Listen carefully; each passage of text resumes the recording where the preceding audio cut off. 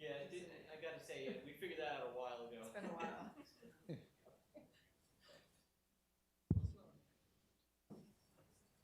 You know, charter officials, she's got more things to think about than us. Not that she doesn't. So you like a charter? Yeah. Yeah. I'm not used to it either. And she seems to like it. I don't have to look at it, so. Yeah, I like it a lot.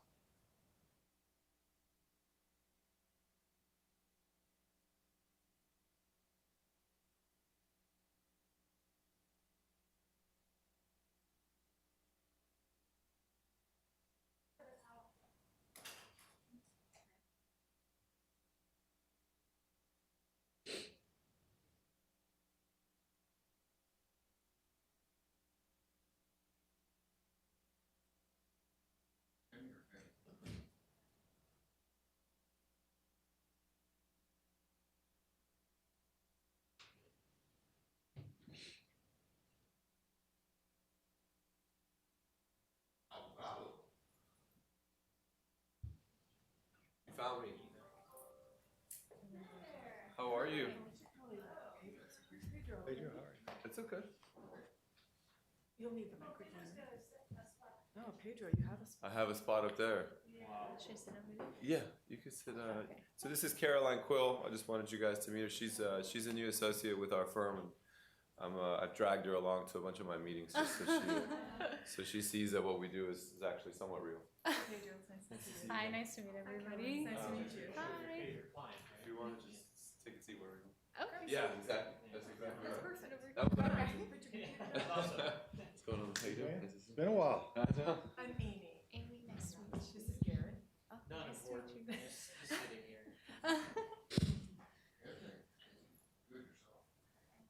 Nice to meet you, Karen. Nice to meet you. It's my first time in Sir? Oldsmar. Oh, where are you from? Well, I live in Miami, but I did spend a lot of winters visiting my grandma. She lived in Tampa. Oh, thank you. It's nice to be back on the West Coast. It's nice. It's nice over here. My brother lives over in Boca, so Oh, I nice. spent a lot of time over there. Yeah. Is this for now or save it for later? Or? Okay, all right. I'm gonna save it for later.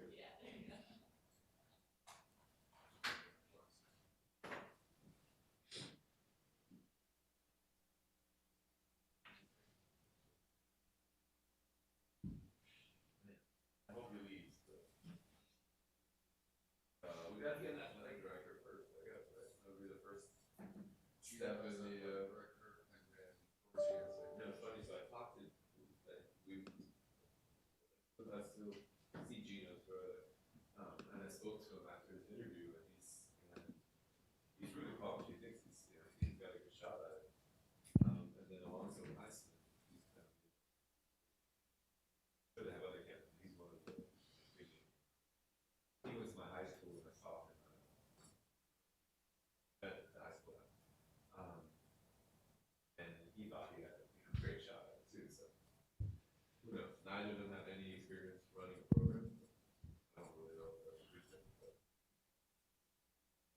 UF made a great hire. USC made a great hire. LSU made a great hire. They hired the guy from Louisiana State, I think it is. But he's just kind of like a young up and coming. Very well, so, you know, he might care, but they bought the other guy out. So You take it really good. Take it really out. But we used to have to pay something about it. They canceled the contract. They didn't have to.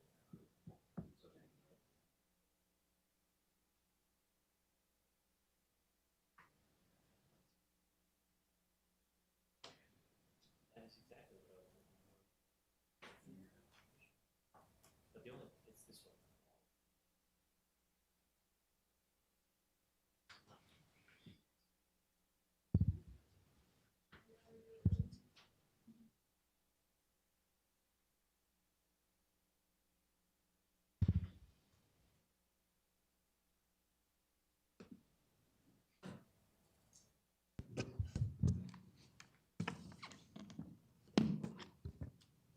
Now everything's echoing. Okay, we will go ahead and call the firefighter pensions board meeting to order. First item on our list is the citizens open forum. Seeing nobody. We'll go to our next item is approval of the minutes dated June 22 of 21. Move to approve. For 15th, June 22. What did I say? You said dated Should be June, Oh. September 15th. I'm sorry, I'm Meeting. reading from the minutes. Yeah, she read it from the minutes, yeah. That's Oh, all not right. the agenda. I'm sorry. Yes, the minutes from September 15th, 21. Move to approve. I'll second.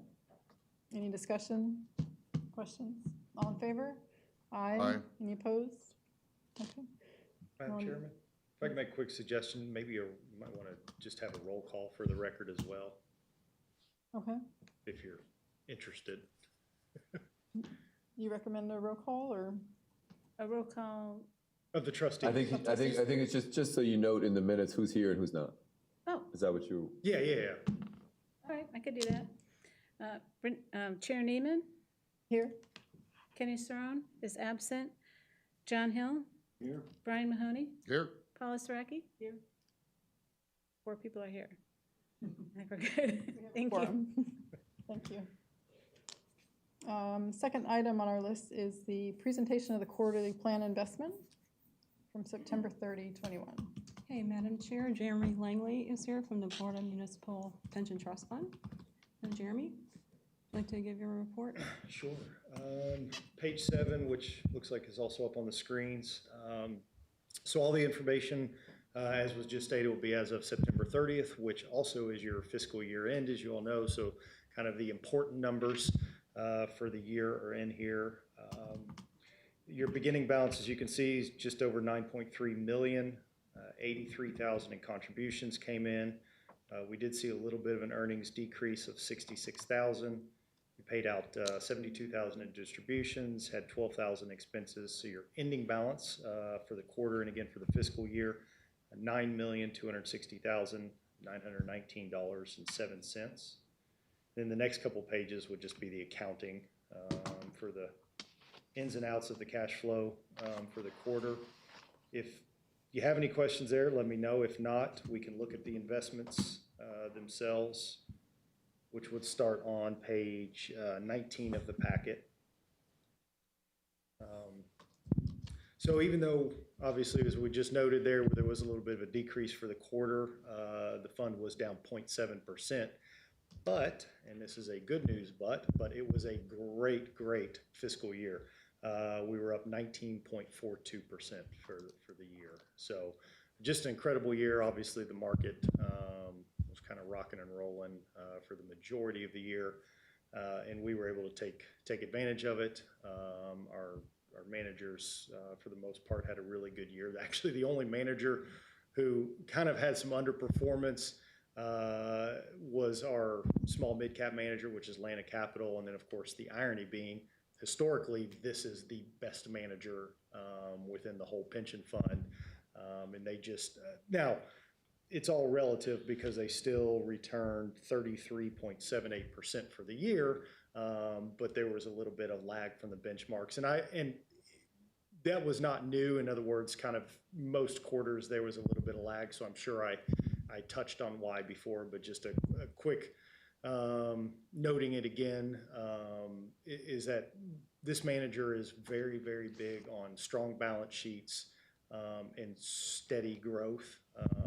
And the two biggest winners in this space this year were biotech, which is extremely volatile, and not a space that this manager plays much in for that reason.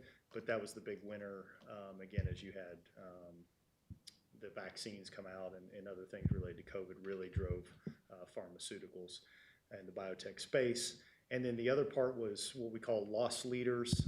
So these would be companies that maybe didn't even have earnings this year or had losses for the year, but showed good opportunity for growth. So these could be tech stocks, things that had some big big upside or saw some big growth in the year, but necessarily didn't have any balance sheets to support that. And again, this manager's not going to invest in those types of companies.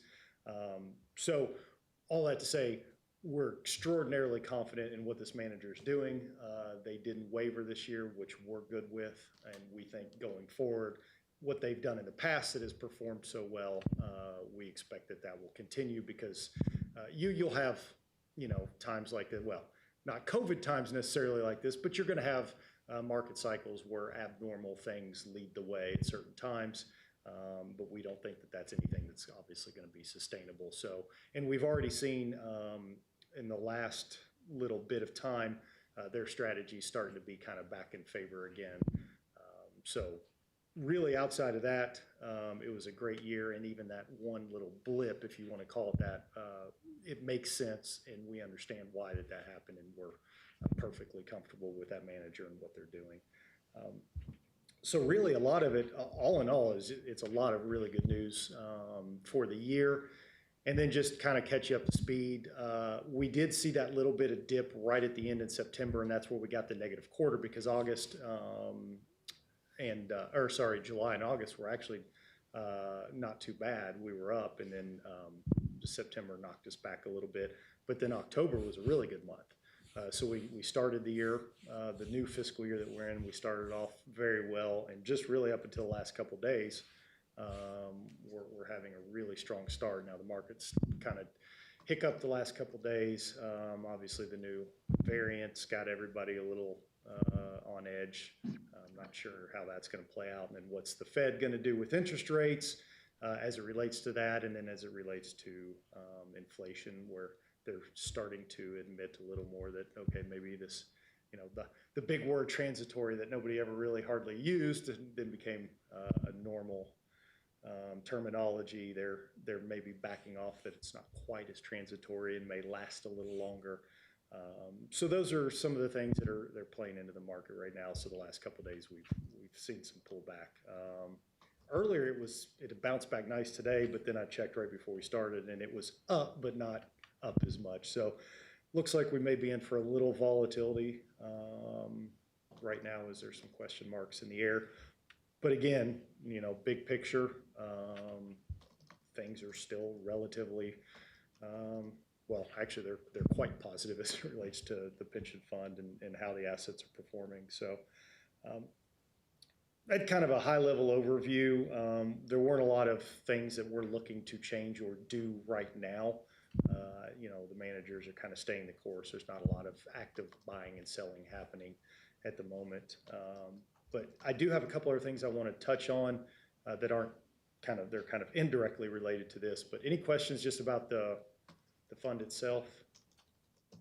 The performance rating? Okay. One thing that we did start back in October, and I want to make sure that hopefully everybody got the flyer, and if not, make sure we can get the right info to you. But back in October, we had our first webinar with the consultant over the plan. We're very excited. That is the first one of what we plan to be ongoing now on a quarterly basis. It's one thing to hear from me, but I'm mostly just kind of regurgitating what the consultant and the investment managers are telling me. And now that everybody's gotten a little more used to, a little more comfortable doing Zoom and the like, we thought this was a great opportunity to start doing webinars with the consultants, so you all will have the opportunity on an ongoing basis to actually hear it straight from the expert's mouth, what their thoughts are, of course, you know, whatever the hottest topic of the day and any impacts it may be having on the fund itself. So the first part of that is, did everybody see that flyer go out back in October? I don't know if it was that one. I did attend one. It might have been prior to that. Well, that was our first. That was our first one. We hadn't done it before. Now, I mean, we're going to have ongoing. Did Stephanie get anything to? Yeah, it should have been sent out. Okay. I thought it did go out. Okay. So I just, because we're going to each quarter we'll send out a flyer ahead of time. So in the next couple of weeks, we're going to send the next one out for. We're still finalizing the date, but it'll probably be a couple weeks, mid-January-ish. Okay. So in the next couple of weeks, you should be. Now, I just want to make sure that we're getting that to you all so that you can, They're live, so you can attend them, of course, live, but if it doesn't work out with your all schedule, we will have them posted on our website, so you'll be able to go back and rewatch at a time that's more convenient for you as well. So I just want to make sure that everybody was aware of that and knew about that, because that's something we're really excited about, and I think it's going to be very beneficial for those of you all that do have a greater interest in the investment world. How relates. Jeremy, what's the name of the seminar again? 'Cause I didn't catch it. I don't know that we've necessarily named it, but Asset Consulting Group, ACG, that is the consultant for the pension fund, the Florida Municipal Pension Trust Fund, which is what you all are part of. That's the consultant. And that's who will be being advertised. I mean, it'll come, the flyer comes from us, because I'm on those calls, kind of moderating them. But Asset Consulting Group is who's going to be making the presentations.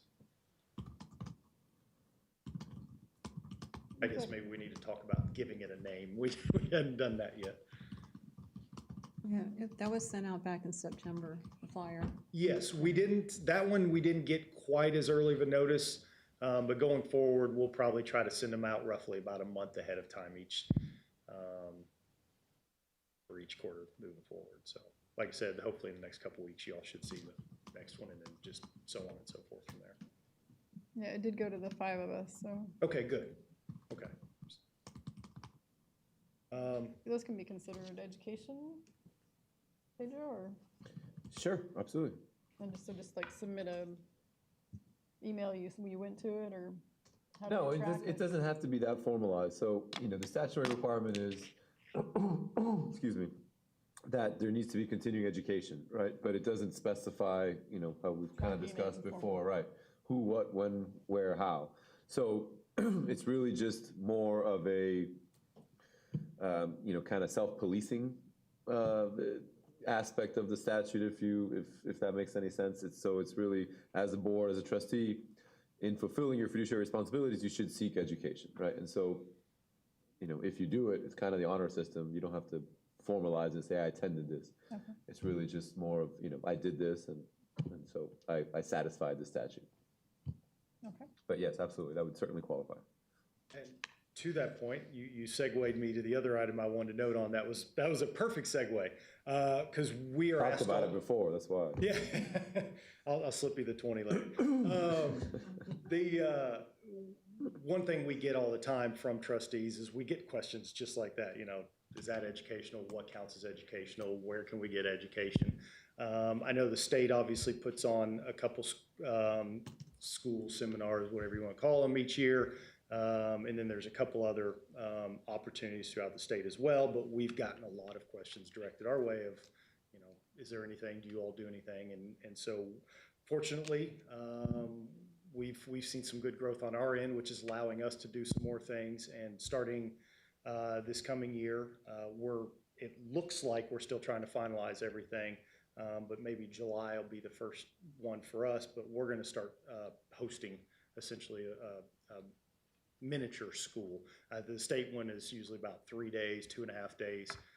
We're going to mostly model that, same quality, types of speakers, cover the same topics, but it'll probably just be, an afternoon and then a next morning. So we'll do lunches and meals and try to make it a good experience, but we're going to start offering that as well. Again, we're looking at next July probably for that. We will be shooting out a big flyer blast for that as soon as we have everything finalized. So keep an eye out for that. In probably January sometime, we should have everything finalized, and we'll be sending that out. Won't be any costs to attend. We're not charging anything. So it would just be regular, whatever your travel costs and stuff that the plan would play. Is it only for FMPTF members? That is how we're going to start it out, I believe. Okay. Yeah. I mean, not to say we may not adjust at some point, but No, I was just Yeah. gonna say, if No, it's it's a great not, then you question. can send it to me and I can circulate it, but. you know what? That honestly, I'll be totally honest.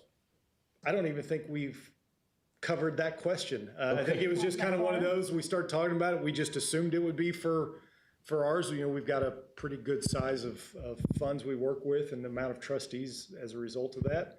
But quite frankly, that's a good question. So we'll, and I don't know the answer until I discuss with the higher ups, but yeah, Pedro, I'll let you know if we change. But for the outset, it would be F and PTF members,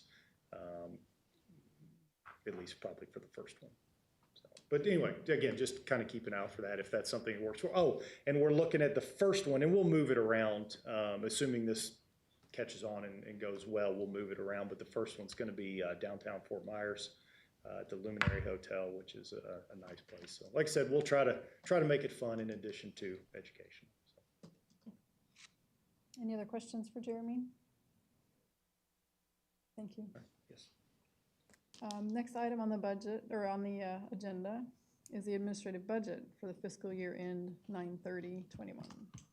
Madam Chair, the administrative budget for September 30th, 2021 has been attached with the actual expenses.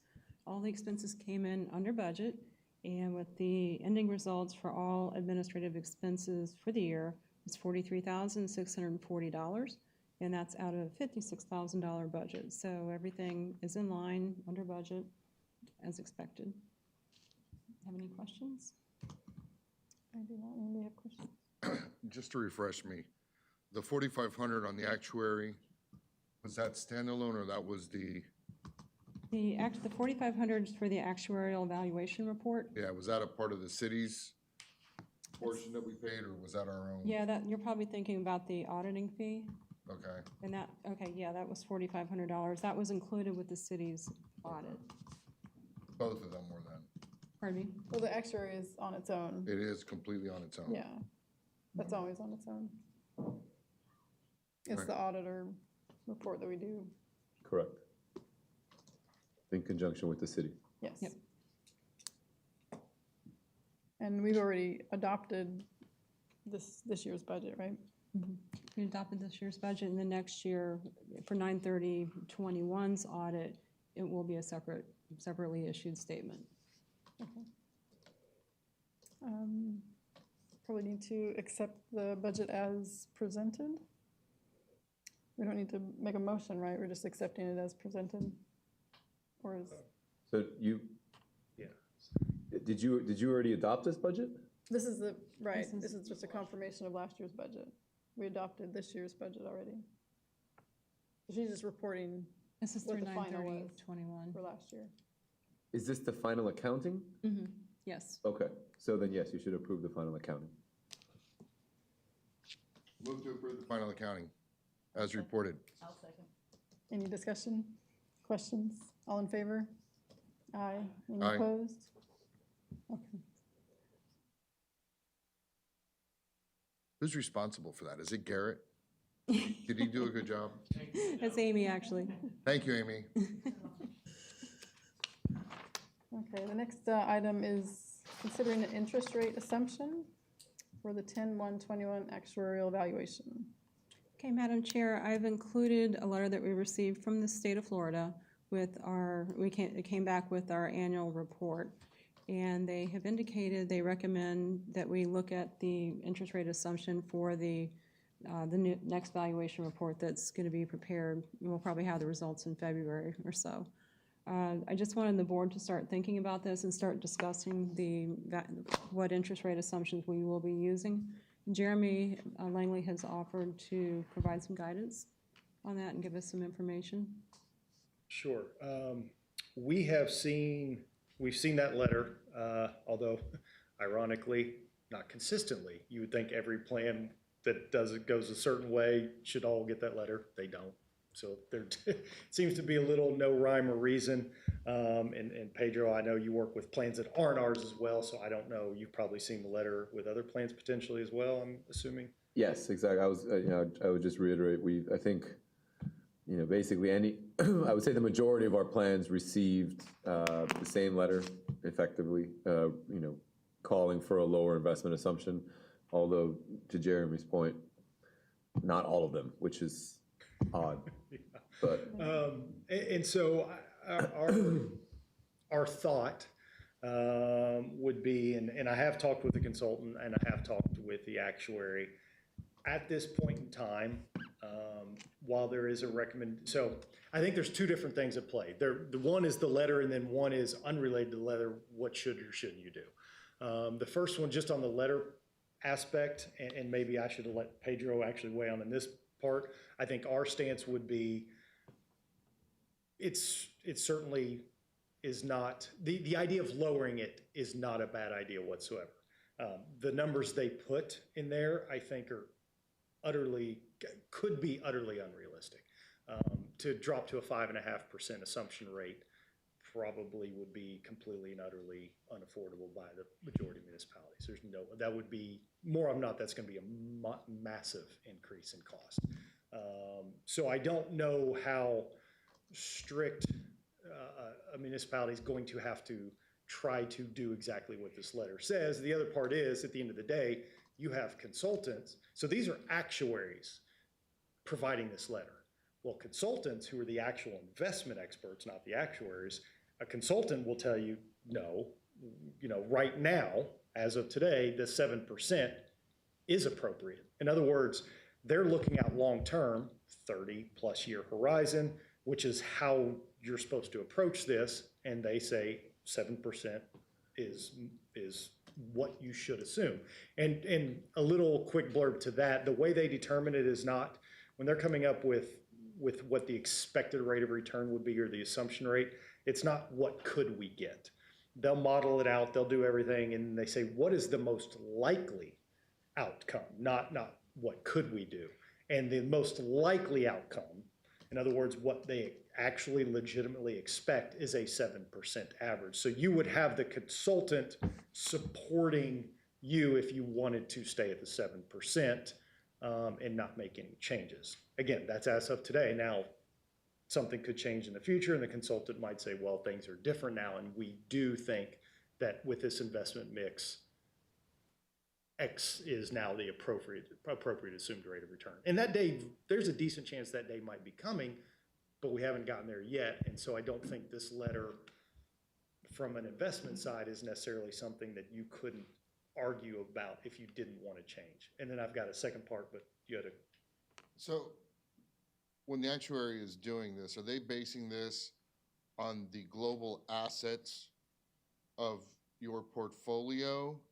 Or is it based individually on the 60-40, 70-30, 50-50?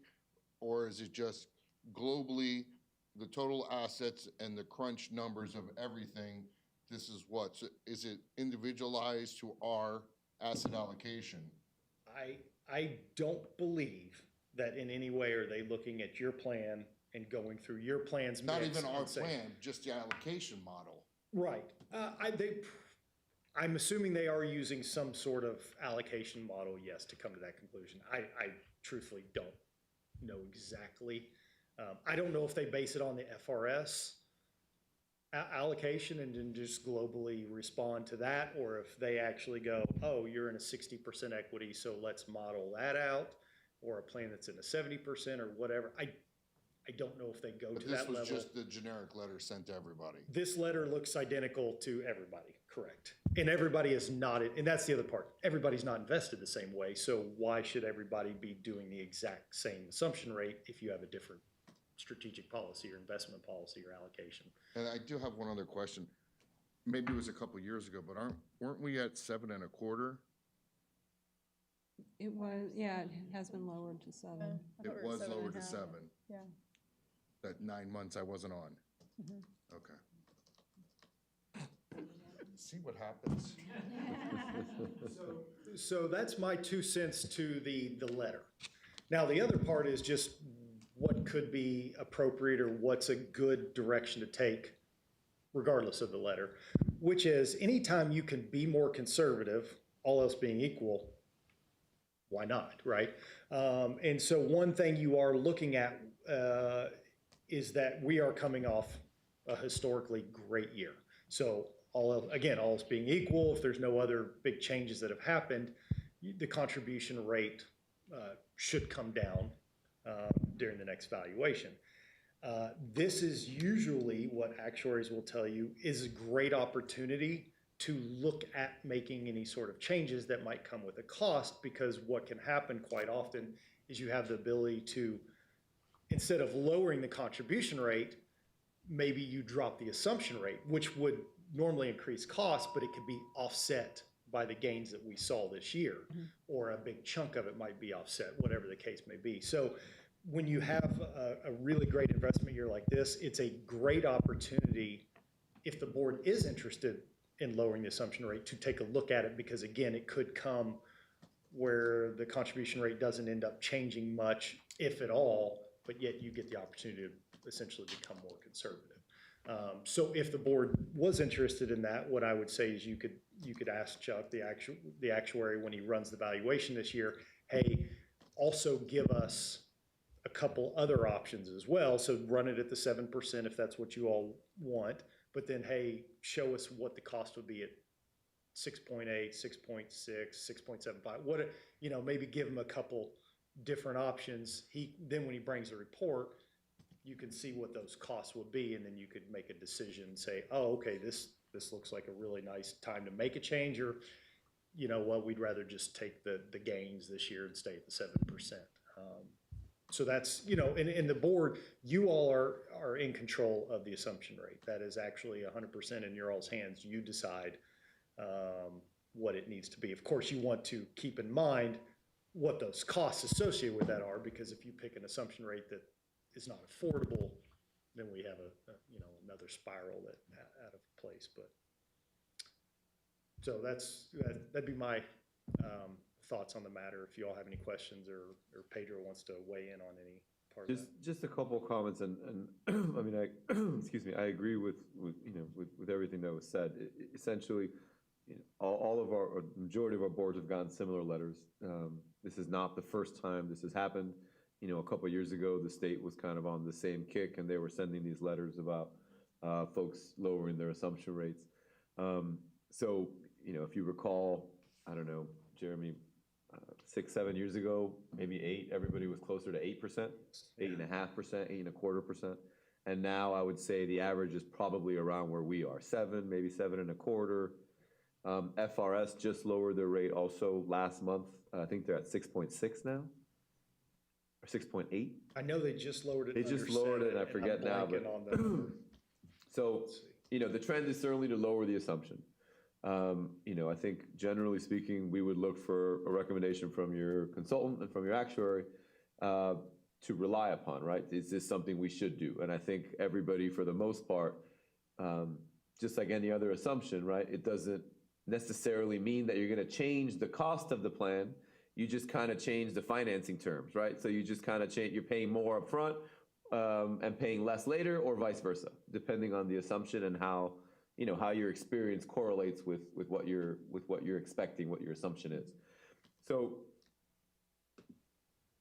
obviously realizing that the city is our partner in this endeavor, I think part of the conversation should also include the city. So while obviously this board has full purview and authority to make the change to the assumption, we're not in a vacuum, and I think it's always been a partnership and a kind of a symbiotic relationship. So I would agree that I think maybe the best course would be, and what many of our plans are doing, is this year that we've had such good gains actuarial-wise, and so there's a little bit of a cushion where the contribution from the employer, or the plan sponsor rather, is going to be less.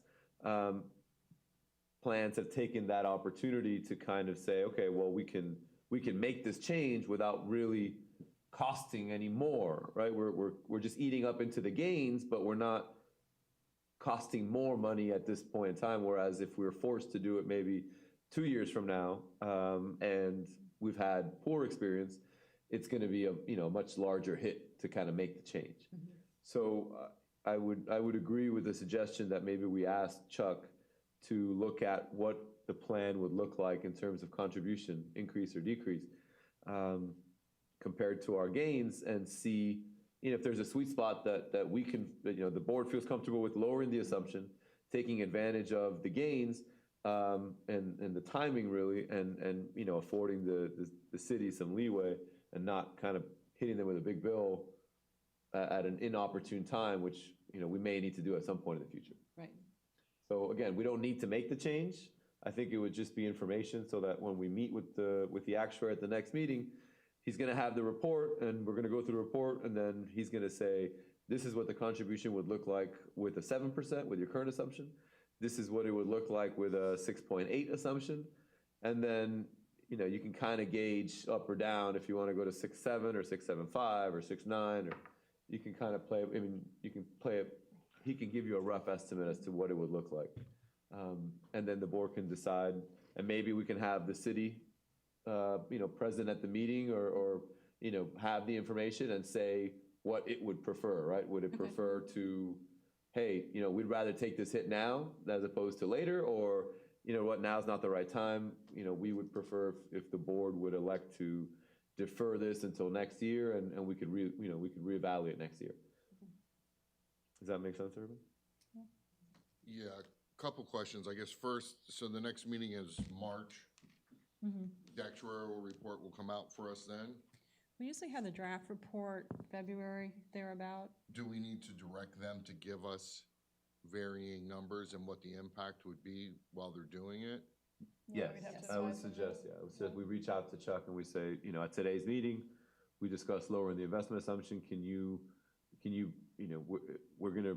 prepare the report, but with the understanding that we'd like to know what the impact would be to lower And the then who rate. does that? I'll do that. Okay. And then I guess the other question is, you know, I'm the penny pincher of the bunch. If we move a quarter of a point, what's the monetary impact to the city? So if we drop it from 7 to 6 3/4, what's it gonna be? If we drop it to 6 1/2, what's the actual monetary outlay that the city is going to have to do? And that's what Chuck would give you guys at the next, you know, when you meet with him, or when you discuss the report with him. He's gonna tell you, this is what it would be under the 7%, under your current assumption. Excuse me, and this is what it would be if you lower it by a quarter point, 6.75. And then if it's too low, right, if it's too big of a hit at 6.75, then we could say to Chuck, hey, you know, if we lower it by 1/10, if we go to 6.9, what would that be? Or if we go to 6.8, what would that be? Or if 6.75 is still, you know, a good number, we could say, well, you know, can we lower it to 6.5? What would that be?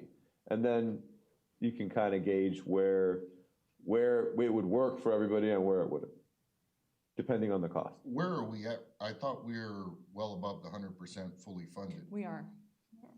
Is there a percentage that we had?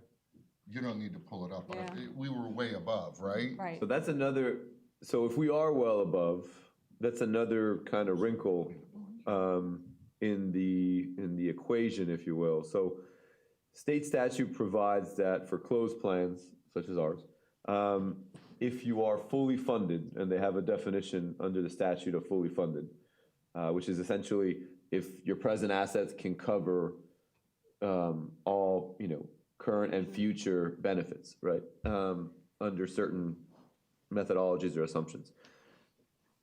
If you are, then the premium tax money stops until such time as you're no longer fully funded, and then it would start up again. You know, they'll kind of turn the faucet on again.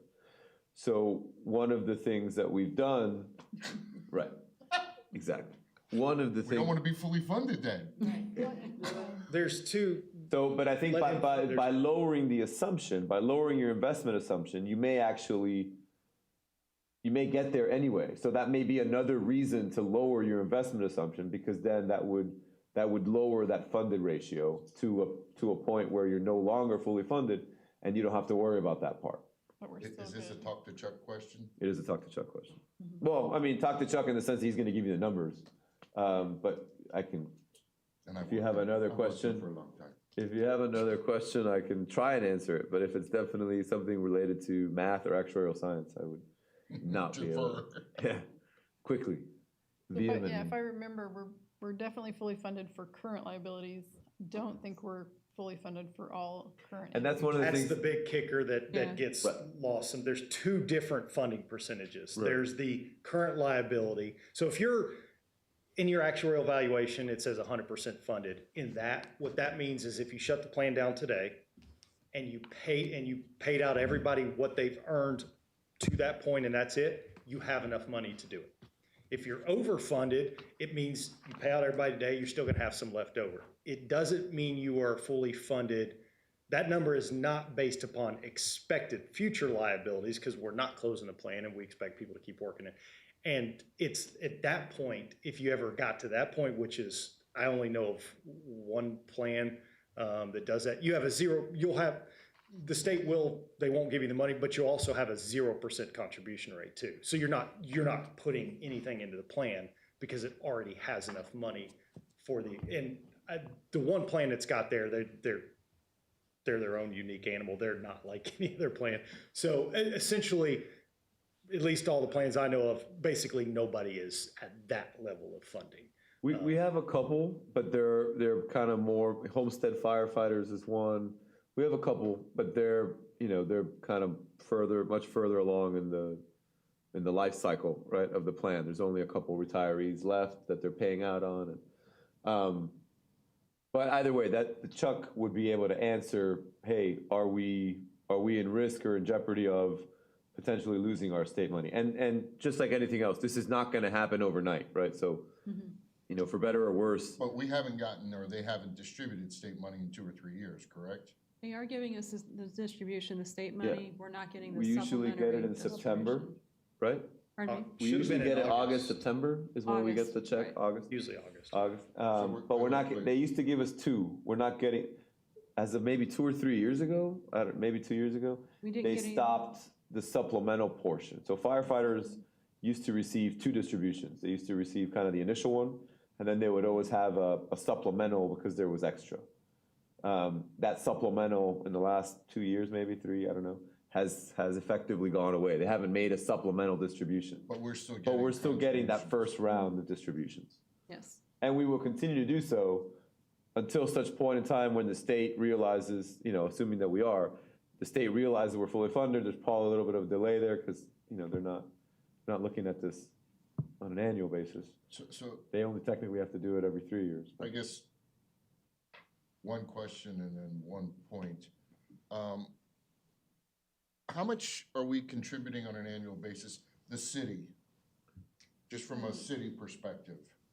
230,000, I believe. 130? 230, 2/3. 230. Okay. thereabout. And then if we do have this discussion about changing it, I really think that we need to have Kenny here.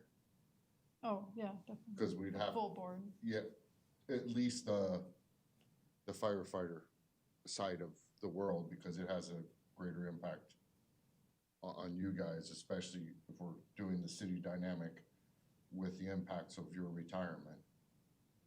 Well, and we have several members that are within 2-3 years of being eligible to retire and draw, so.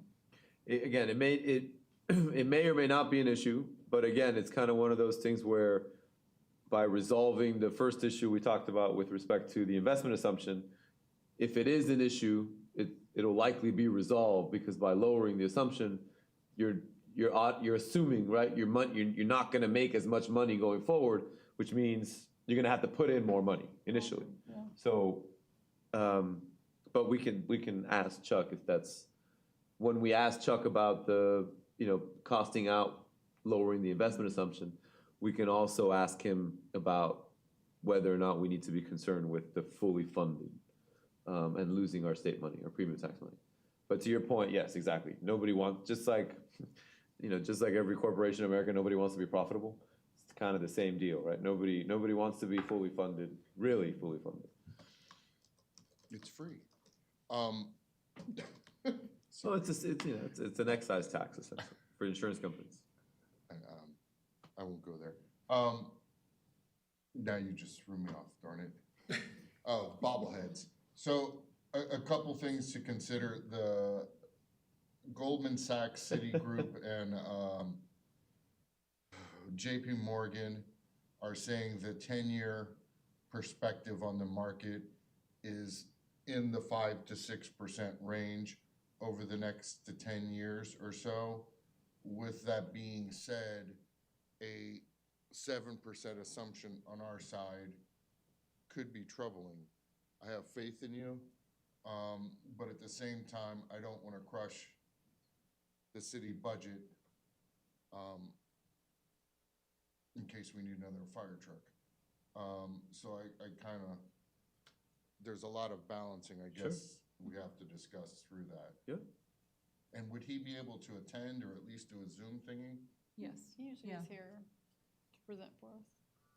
I don't know if he's traveling to meetings, but Oh, I know I've participated with him a number of times on Zoom or, remotely.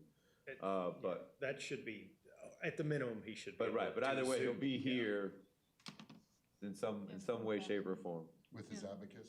Yeah, the past couple years, he has called in and presented the report. Yeah. And just to add one more caveat, so there's no surprises, because I don't want you all to get caught off guard. To have him run a couple extra scenarios probably will come at a little bit of an extra charge for the valuation. A lot of boards are looking at this year. I mean, this is the time to look at it for sure. Hopefully at the high end, about another $1,000, hopefully a little less of extra potential cost. I just want to make you all aware, so that you're not.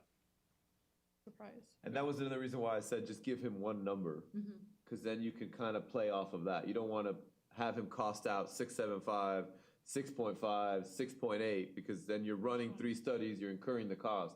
When usually he'll be able to tell you, roughly, this is what it is at 6.75. If you were to lower to 6.5, it would, give or take X, right? He's pretty good about being Yeah, able he to can do that. Is he So an you save some employee money on that. of No, he is his own, separate so, entity? Southern Actuarial Services. Yeah. It's an own actuarial company. The FMPTF hires them. Yeah. Right. on your all's behalf. Correct. So if you ever, kind of like everything else we do, we use large buying power because of the size of the trust fund. We have a contractor with him, and he offers rates that are considerably less than most actuaries charge around the state. Doesn't mean other actuaries are bad. It's just an opportunity for you all to take advantage of the reduced costs. You are actually free to pick any actuary you want. We do have a few plans that have worked with other actuaries. That's no problem to us. Most actuaries, as a general rule of thumb, you're gonna get, give or take small amounts of money, you're gonna end up with the same results. They don't vary too much. They're following mostly the same methods. So it's, if you just happen to like somebody better, or if you want to just do it on call, however you want. But you all do have that option, if you ever wanted to pursue a change. In the past, we have done quotes or proposals for actuarial services, and Chuck by far came in much more reasonable than other companies. And he's always done a good job, so we didn't have any issues with that. Last meeting, the board did allow us to proceed with an engagement letter with him, and we didn't have the final amount, but they did approve a not to exceed. He did, okay, good, yeah, so I didn't make the last meeting unfortunately, but he did, if you weren't aware and then pass it on, he did actually finally raise his fees this year. I think he got caught lagging too far behind. It's still a substantial he was literally about half of everybody else. Now it's still a decent savings. I don't know exactly what it's at now, but he did raise his fee, probably about 20%. But again, it was such a big gap, it's still considerably less than most people. So that's probably why you didn't have a number yet, is if that hadn't been, so to make you all aware, it is, his fees did go up this year. He hadn't raised them in quite some time. He must have finally run the numbers. I'm s- He probably finally ran the numbers. Yeah, actually, it is funny, well, no, I'm not. He's very good at valuations. Okay, what I would be interested in seeing would be the report calculated at the recommended rate from the portfolio consultant, and then maybe 0.25% less. So you mean at 7 and then at, If it comes in at 7.5. 7 from the consultant. So it makes no difference to me. Generally, when I hear him talking, he'll usually say, do you have like a couple numbers? And then he can extrapolate from there. But I'll relay to him, hey, if it's that much more to run 2 different options versus one, just run one for him. But if you wanted a couple, usually that's a lot of times how he'll do it. But I can check, make sure there's no significant extra cost. Again, that's up to you all. I'm just kind of restating what I've heard him when he recommends things, is usually he'll do a couple different options, unless you know what you want. Thoughts on options for you guys? My thought is definitely, obviously, the 7 that we're at, and at least maybe 6, 7, 5. Is that what you were thinking? Or you wanted one more? Probably 675. Again, I think if you ask him for 675, and then he comes back and says, hey, that's gonna cost you, I'm making up a number, $20,000 more, right, for the city's contribution. You can ask him, okay, ballpark, what do you think if we were to go to 6.5, what do you think it would be? And he would say, well, I think that'll probably be maybe, about 50,000. I don't know. But I think, and at least he can certainly give you a good idea, a fairly accurate estimate as to what it would be to go up or down, but you're not incurring the cost of having him actually run the study and then present you with 3 different options. I think you'll be able to get to where you want to go just asking him to cost out a quarter percent less, and then you can just by discussing with him you can see if that works, or if you want to go higher, if you want to go lower. I have a question. So let's say we did lower it to 675 and the city had to put in more contribution, but then Jeremy does such a good job, we're still at 7. Does the city get that money back? No. It just, so what would happen is for the following year, right? The city's next contribution for next fiscal year could potentially be lower. Because, if just like in this year, I would imagine we've had a really nice return, the city's contribution likely went down from the past year.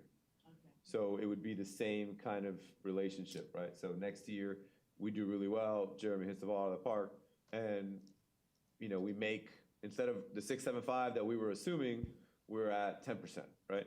That just means that we have that 10% more money, and so it's not dollar for dollar, but the city's contribution would be less because the plan has more money. The plan made more money.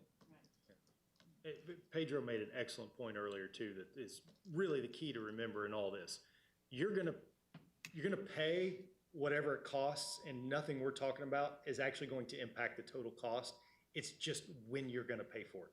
Do you wanna pay more now, or do you wanna pay more later? The reason they call it, if you lower your assumption rate, you pay more now. The reason that's more conservative is you put more up front, which means more money can work for you sooner over time, getting more investments. So in theory, you might have to put in less over time, but the cost of the plan is still what it is. So you're just talking about how you want to pay for the mortgage is essentially what it is. So the 230, was that for the previous fiscal year, or is that September that just ended? Amy, for the current fiscal year, September? It's always, yeah. So the 230, was that with our quote-unquote credit of? That includes. So that 230 was because we had a good year. It would have been. Well, that's what it is with our. No, I think what he's asking is what the 230 as compared to the year prior, was it higher or lower? Oh, I have to look. Yeah. I don't remember what the plan's experience was. Yeah, currently it's 38.4. Right, but this is Most what plans we're saw a bit of a projecting gain this year last now. year, meaning the contribution rate When we did went that, down. sorry. Yeah, the 250. Showing them. Okay, so there you go. So the 249 is what the actuary had projected they would need to put in. Yeah. The 250 was what they thought, was what they needed. So to it saved put in. us 20. Right.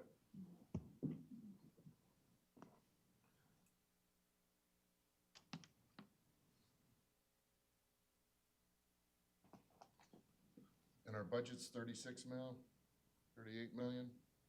Higher this year, 47. We We're have at a lot the of capital. 47? We have a lot of capital projects.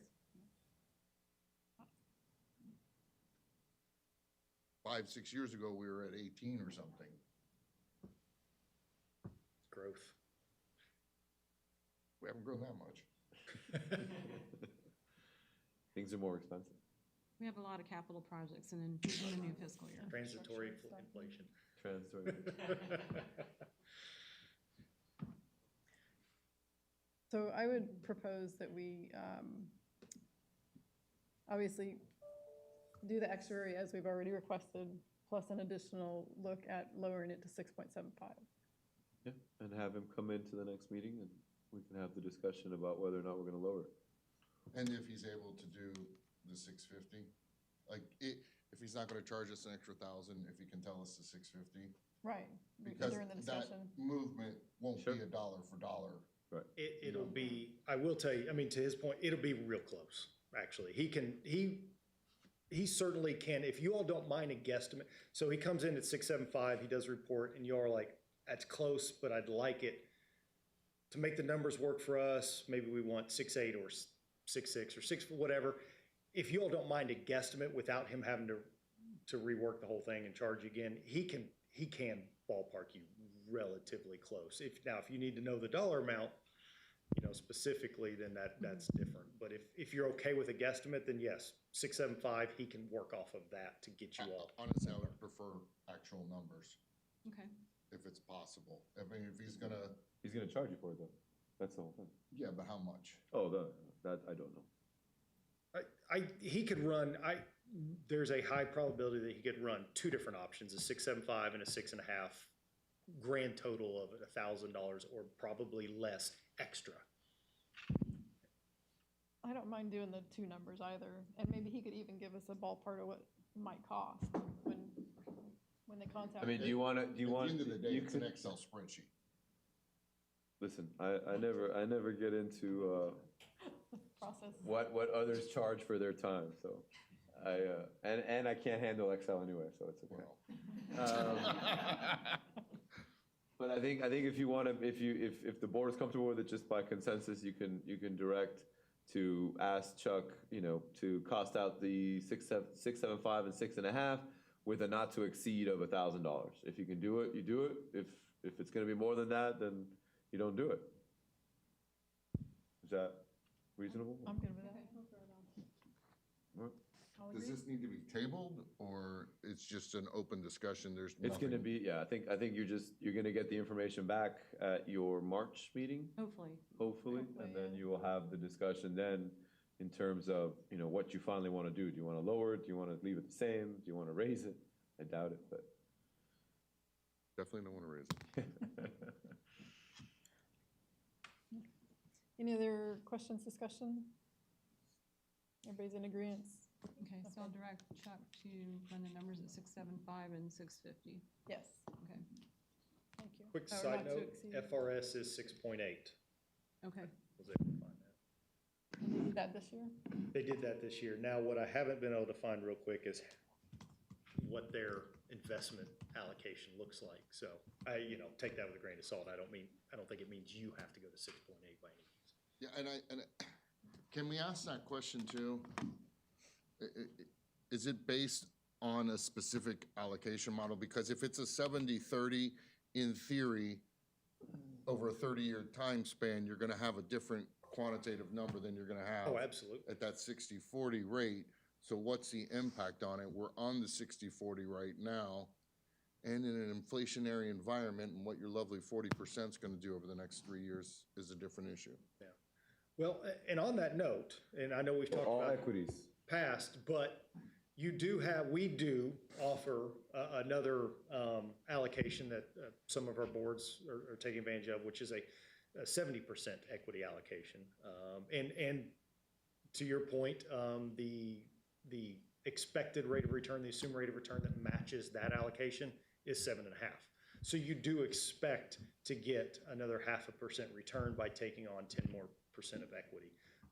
And just another quick highlight, and I know you all know this, the leftover portion, 10% of that is real estate, and then the remaining is fixed income. So the 60 you're in now, 30% is fixed income and 10% is real estate. So if you were to move to 70% equity, 20% fixed income, 10% real estate. The real estate stays the same, the fixed income is the part that changes and moves.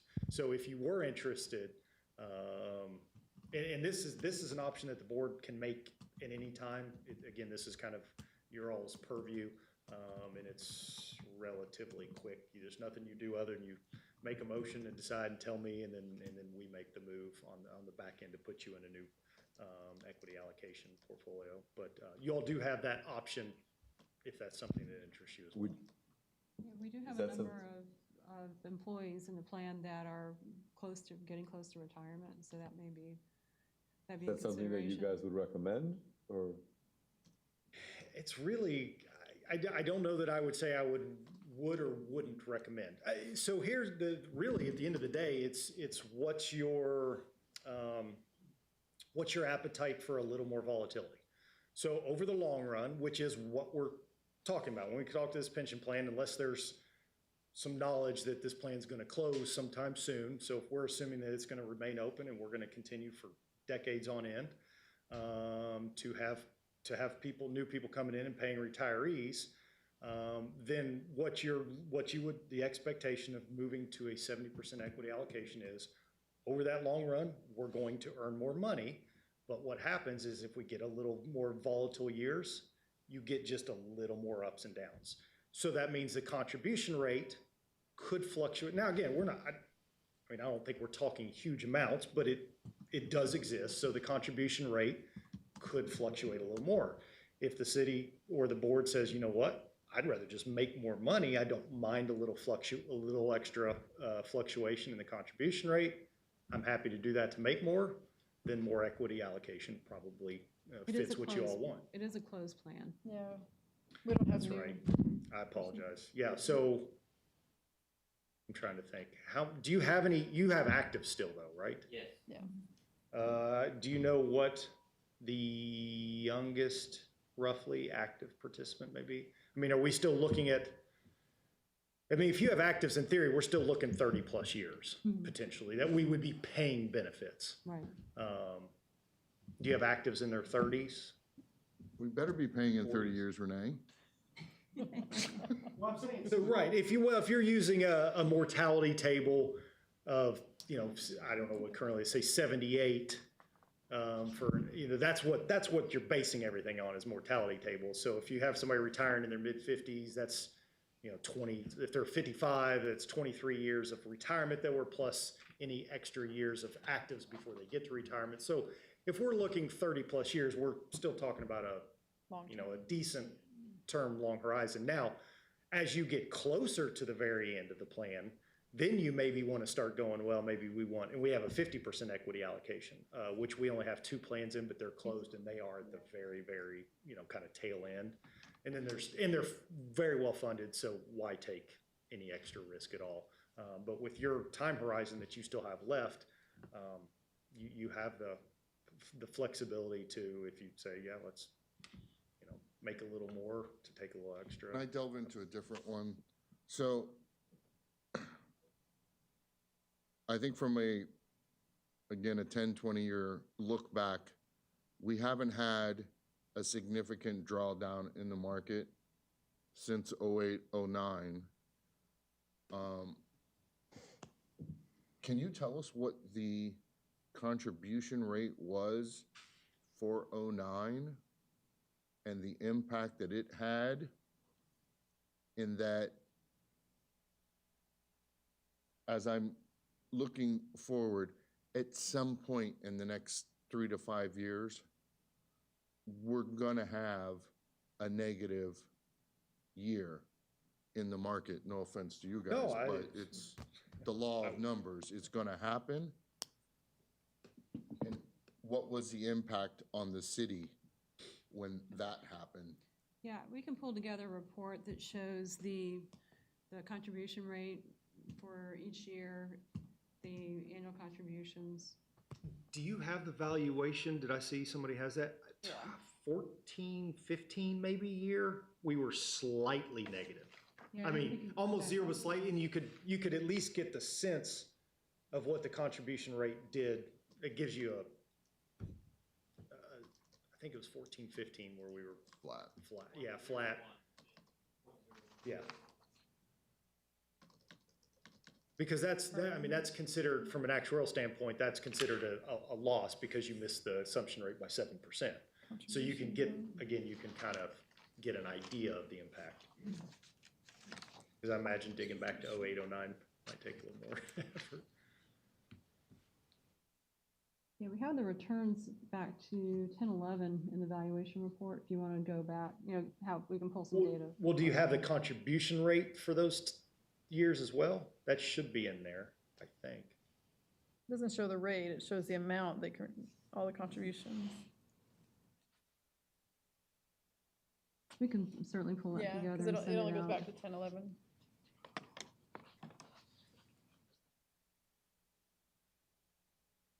Yeah, I guess my big concern is the shock Trying to to the prepare city for it. budget Yeah, of a negative 10, 15% down year. And we pull this down, well, if we pull it down the quarter of a point, in theory, that would help us because you're not paying that quarter of a point, but it's gotta come. There's And a it's healthy, it's sensitivity good. Analysis in there as well. yeah.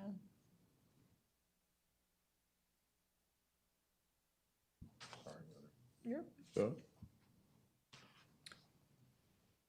So for a frame of reference, as it relates, I'm looking, so you're the 60%, so we just saw a down quarter at September 30th. Now it's all in the last couple of weeks, but that's kind of irrelevant. The 60% equity that you all were in was down 0.7%. The 70% equity fund was down 0.95%. So about 25 basis points. Again, the expectation is actually about a 0.5% or 50 basis points. And more often, up until really the last couple years where 08 and 09 started to fall off, because our 10-year returns, when you looked out, they tracked pretty close to about a 0.5% of return difference. The 10-year number right now, there's almost a percent difference, but that's because just the equity markets have been so good for so long. But I'm just going to a down quarter, you see about a 0.25% difference. But more often than not, they've historically done a decent job of tracking about a 0.5% difference, which is over a long period of time is kind of has a similar impact to assuming a 0.5% less too. So it's over time, that can be a very valuable chain, to get that more. But again, you just have to be willing to take a little bit of extra volatility, about a half, again, roughly I think we did 0.5% that or one so. a meeting or two ago, and we said no. about changing it? Yeah. I know you all wanted to talk about this a little while back. Mm-hmm. Yeah, I was surprised at the number range, though, they put in this letter. I don't know how many municipalities can go to a 5.5% assumption rate. That's not terribly realistic. Good discussion, though. Any other questions or comments? No, I apologize for all of them. No, I think it was good. Those are very good topics to Yeah, discuss. good questions. Okay, so our next item is the travel expense reimbursement payment for Paula Saraki. No. I move to approve. Any discussion? All in favor? Aye. Aye. Any opposed? And I'd like to just say a little something that I really enjoyed the conference. I learned a lot. I actually had just learned that, and I'm glad because it helped me with this discussion you just had, that I didn't realize that there's a tax from insurance, that insurance companies pay a tax on the premiums, which I never To knew that. create the That's fund. Yeah, so that's really interesting. So is that all insurance? I mean, not health insurance. But Property. No, it's the casualty portion. So for 175 for, excuse me, for firefighters, it's the casualty portion of your homeowner's policy and then for police officers, for 185 plans, it's from the casualty portion of your car insurance. Okay, I see. Okay, so it's not anything to do with flood insurance? No, That's for the Coast Guard. no, nothing with flood. Okay, because I was curious because here in Oldsmar, everyone's saying you need to get flood insurance now. I thought, oh, is that good for the pension? No, but likely, but generally, at least I don't know about here, but I know where I live in Miami or in Dade County, insurance, your homeowner's insurance, if your flood insurance goes up, your homeowner's insurance goes up too. So, if now flood insurance is going to be required, then on the other side, the homeowners may also increase just because the thought is that you're more susceptible to damage potentially, and so flood insurance, I think, only covers, it's by statute, there's only a certain amount that flood insurance can pay, and then the rest is it 250? And then the rest is your, would fall on your homeowners essentially, if you can get coverage, so they're not directly related, but they're close cousins. And then my other question was, do we have, what is it called here? Fiduciary liability insurance. We do. I didn't know if that was a term before, but good, okay. It's essentially meant, obviously to protect you as trustees and insulate you, because as fiduciaries, technically you are personally liable, so, while the plan has a lot of kind of checks and balances to protect the board, obviously the insurance is it's a reasonable expense for the plan, and something that's not too crazy in terms of cost. Thank you. All right, next item is our meeting schedule for 2022.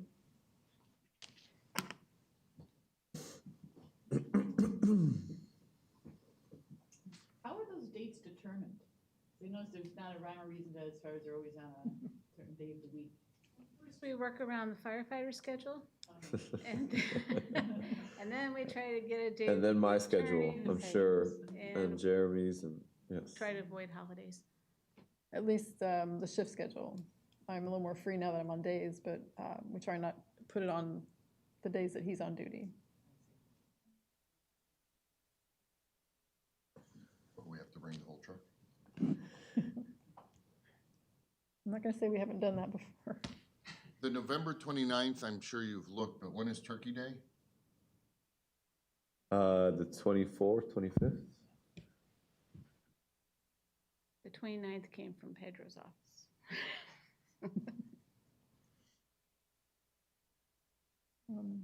Any other? I've often said, I don't even know, my life is controlled by Outlook.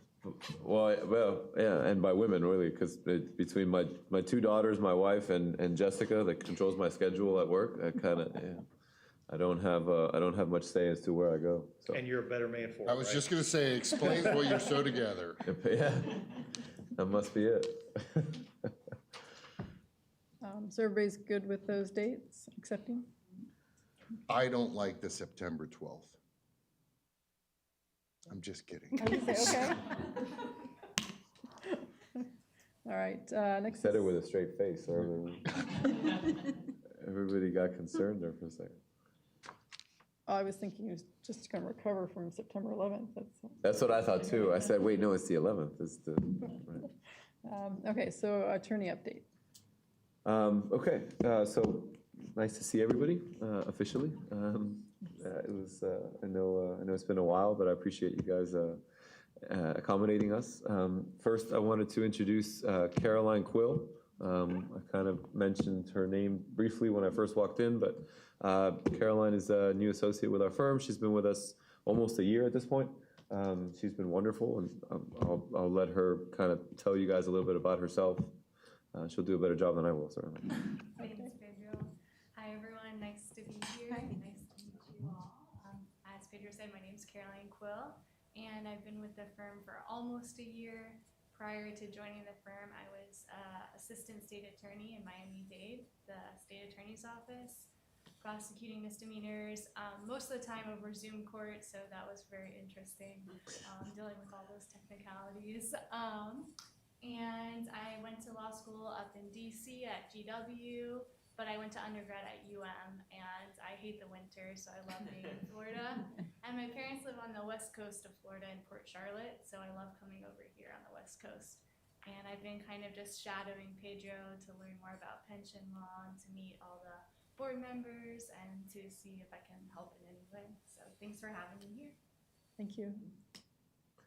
Okay, and then I just wanted, nothing really actionable for the board today. It was more just kind of housekeeping items. Usually I'll take this opportunity at these meetings to present you or kind of refresh your memories, and for our newest trustees, I apologize in advance. But this is the gift-giving season, or the beginning of the gift-giving season, so I'll kind of give you my our primer on state ethics laws, which obviously, by virtue of your service on this board, you are technically considered a public official and therefore subject to state ethics laws. So just really quickly to go over them. If you do receive something of value, anything of value, regardless of the value, that you believe is being given to you in some way, shape, or form to influence your decisions on the board, you should obviously reject that or return that to sender. If you receive something that's valued at $25 or less, you can accept that, and there's no reporting requirements.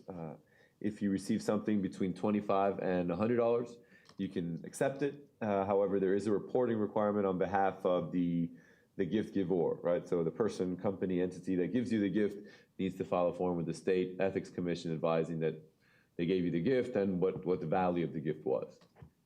If you receive something that's valued at $100 or more, you should not accept it, reject it, or donate it.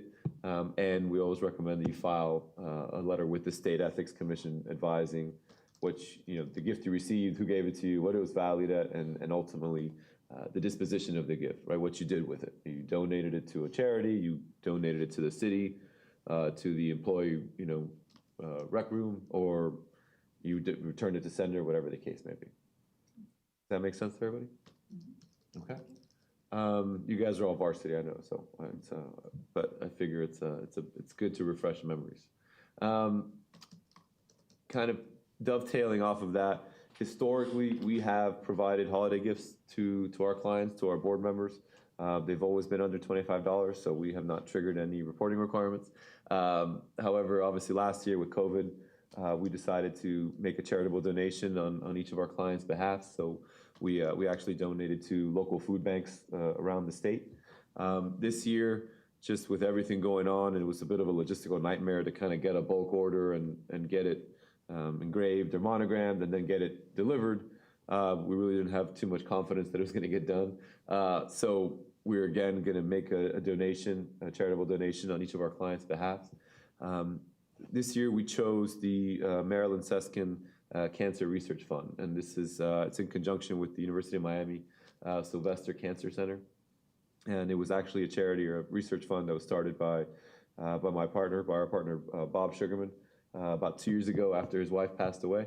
And I think for the firefighters that I know you guys are aware of it, but the Sylvester Cancer Center has done a lot of work just historically with research and firefighter cancer specifically. So we thought it was a good mix or a good match. So if you're comfortable with that, that's where we would make the donation. However, obviously this is your donation, so we want, if you have another charity, if you have another organization, anybody else, we're happy to do it. Just tell me now or grab me offline. But this is obviously something that we want you to make the donation, and we want to make it where you guys want us to. So it's up to you. Again, you don't have to tell me now. You can tell me later. But just so you're aware, that's kind of what's our plan. Okay. You mentioned Bob Sugarman. He was my favorite speaker at the conference. Was he? Yeah. Oh no. He was really good. He's very dynamic. Yeah. Good. Good analogy. I'll let him know. Yeah. Yeah, great. At the which conference? The State one. Division of Retirement? Yeah. Yeah, okay, In good. Orlando. Great. Pedro? Yes, sir. I know the donation. And I'm just thinking, if I'd want to try to keep it in the community, like maybe Oldsmar Cares. Sure. Would I be doing it for all of us, or say just me, or, I mean? No, we'll make it. You'd make the donation? We'll make it on the board's behalf. Yes, sir. So that would be something, if we wanted to change that, we probably should vote on it and maybe. I don't think you need a formal vote. I think if you guys just general consensus, if you guys just tell me if you want to make it to, I forget. Well, it's just a question. I don't know what the rest of the people think. Right. If they rather prefer the cancer center or keep it locally, or do something for our local. I like the idea of local, and Oldsmar Cares is a good organization in the city. Sure, we could do that. Any other thoughts on that end? We'll do that. That's no problem at all. Okay. Nothing against cancer research. We all need it, but I think our little community here, Oldsmar Care, could use help too. Sure. And it's Oldsmar Cares? Yes. Okay, I mean, I'll look it up, but, okay, yeah, that's no problem at all. They're 501c3, they're right down the street. No problem at all, happy to do it. Thank you. Anything else? Last but not least, educational opportunities, coming up for the board, the FPPTA, and I always forget, are we members of the FPPTA? Yes. We are, okay. I'm sorry, I know I've probably asked that every single time. But the trustee school is coming up, late January, I think it's I should have known. I always forget the dates. I want to say it's the 21st to the 23rd. But if you give me a second. And it's relatively close by. It's in Orlando, so it's not too bad.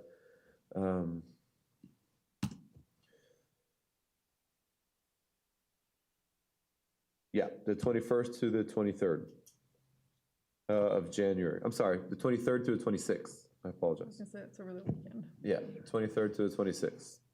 And it's usually, so I think it's the 23rd of Sunday? Yes. Yeah, so the Sunday is just, they don't really have, they have kind of, I think, a welcome cocktail or kind of reception in the evening. But the classes or the courses actually start on I think it's at 8 or 8:30 on the Monday, so it'd be on the 24th. And the 26th is a Wednesday. It's usually a half day. They'll have for those who are getting their certifications, they'll have an exam. But they'll usually have maybe 1 or 2 kind of roundtable sessions in the morning, and that's usually it for Wednesday. So it's a 2-day conference. So if you guys are interested, obviously that's one that's available. The state is going to have another school. It's up in Tallahassee, so it's a little bit more of a pain to get in and out of. But they do a wonderful job as well. Typically, it'll be mid to late May. They hold it on FSU's campus, so they'll wait till spring semester has ended. In the past, they've had Ash Williams present, and he's a brilliant guy. He speaks very well. He's in charge of the SBA for the state.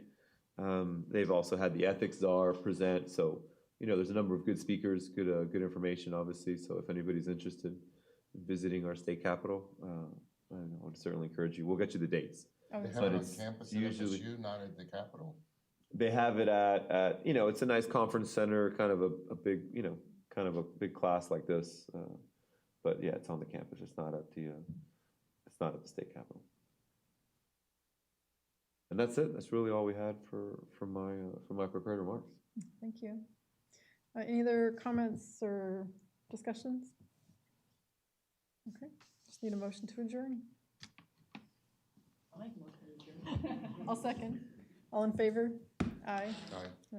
Thank you, everyone. That's the best motion to make. There's never any discussion. There's never any. Yeah, I keep waiting for the no. That's right. Mr. Mahoney, just so you know, the fact that it's held on FSU's campus is a huge benefit. Florida State's the best college. That's right. That's right. I was up there when it was an erector set and there was the stadium. So I'm just me going on that campus Great now is face. a nightmare.